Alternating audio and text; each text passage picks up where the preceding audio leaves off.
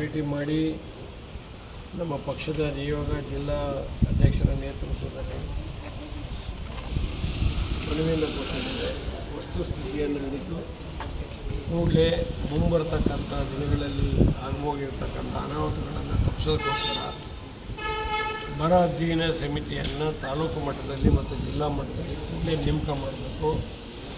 ಜೊತೆಗೆ ಜಿಲ್ಲಾ ಕಾರ್ಯದರ್ಶಿಗಳು ಕೂಡಲೇ ಸಭೆ ಕರೆದು ಜಿಲ್ಲೆಯಲ್ಲಿ ಇಲ್ಲಿವರೆಗೆ ಬರ ಪರಿಸ್ಥಿತಿ ಅಧ್ಯಯನ ಏನಾಗಿದೆ ಅನ್ನೋ ವಿಚಾರದಲ್ಲಿ ಸಭೆ ಮಾಡಬೇಕು.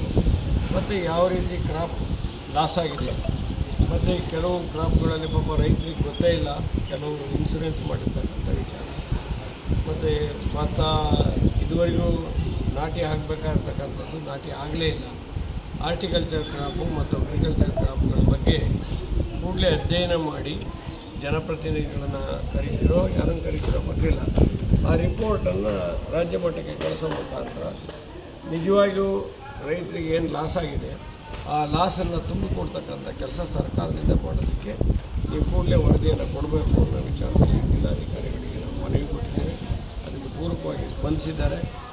ತಕ್ಷಣದಲ್ಲೇ ಇನ್ನೊಂದು 2-3 ದಿನದಲ್ಲೇ ನಾವು ಅಧ್ಯಯನ ಸಮಿತಿಯನ್ನು ರಚನೆ ಮಾಡಿ ತಾಲೂಕು ಮತ್ತು ಜಿಲ್ಲಾ ಮಟ್ಟದಲ್ಲಿ ಇದ್ರ ಬಗ್ಗೆ ಸಂಪೂರ್ಣ ವರದಿ ತರಿಸ್ತಕ್ಕಂಥ ಕೆಲಸ ಮಾಡ್ತೀವಿ ಅಂತ ನಿಮ್ಮ ಭರವಸೆ. ಸರ್, ರೈತರ ಒಂದು ಬೇಡಿಕೆ ಇತ್ತು ಸರ್, ಒಂದು ಡ್ಯಾಮನ್ನು ತೆಗಿಬೇಕು ಅಂತ. ಅದು ನಾನು ಈಗ ಅವರೊಟ್ಟಿಗೆ ಜಿಲ್ಲಾಧಿಕಾರಿ ಒಟ್ಟಿಗೆ ನಾನು ಚರ್ಚೆ ಮಾಡಲಿಲ್ಲ.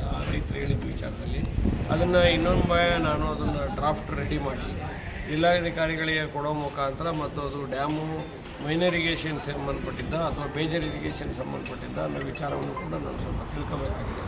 ಅದ್ರ ಬಗ್ಗೆ ಇನ್ನೂ ಹೆಚ್ಚಿನ ಮಾಹಿತಿಯನ್ನು ತಗೊಂಡು ಮುಂಬರ್ತಕ್ಕಂಥ ವಿಧಾನ ಪರಿಷತ್ತಿನಲ್ಲಿ ಆ ಡ್ಯಾಮಿಂದ ಯಾವ ಅನುಕೂಲಕ್ಕೋಸ್ಕರ ಕಟ್ಟಿದ್ವಿ, ಈಗ ಆ ಡ್ಯಾಮಿನ ಪರಿಸ್ಥಿತಿ ಏನು, ಅದು ರೈತರಿಗೆ ಎಷ್ಟು ಮಟ್ಟಿಗೆ ಸಹಕಾರಿಯಾಗಿದೆ, ಅಲ್ಲಿನ ರೈತರು ಈ ರೀತಿ ಉಪ್ಪು ನೀರು ಬಂದು ನಮ್ಮ ಬೆಳೆಗಳೆಲ್ಲ ನಾಶ ಆಗ್ತಾಯಿದೆ, ಭೂಮಿ ಫಲವತ್ತತೆ ಕಮ್ಮಿ ಆಗ್ತಾಯಿದೆ, ಮತ್ತು ನಾವು ಸರಿಯಾದ ಬೆಳೆಗಳನ್ನು ಬೆಳೆಯೋದಕ್ಕೂ ಕೂಡ ಆ ಡ್ಯಾಮ್ನಿಂದ ಸಹಕಾರಿ ಆಗಿಲ್ಲ ಅನ್ನೋ ವಿಚಾರವನ್ನು ಸುಮಾರು 4,000 ಎಕರೆ ಸುಮಾರು 5-6 ಹಳ್ಳಿಗಳ ರೈತರಿಗೆ ಭಾಳ ತೊಂದರೆ ಆಗಿದೆ ಅನ್ನೋ ವಿಚಾರವನ್ನು ನಮ್ಮ ಮುಂದೆ ಇಟ್ಟಿದ್ದಾರೆ.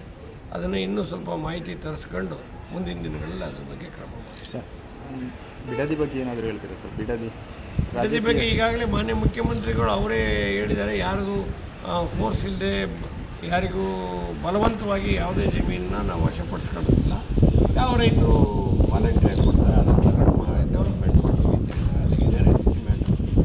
ರೈತರ ಹೋರಾಟ ಅಲ್ಲ, ರಾಜಕೀಯ ಹೋರಾಟ.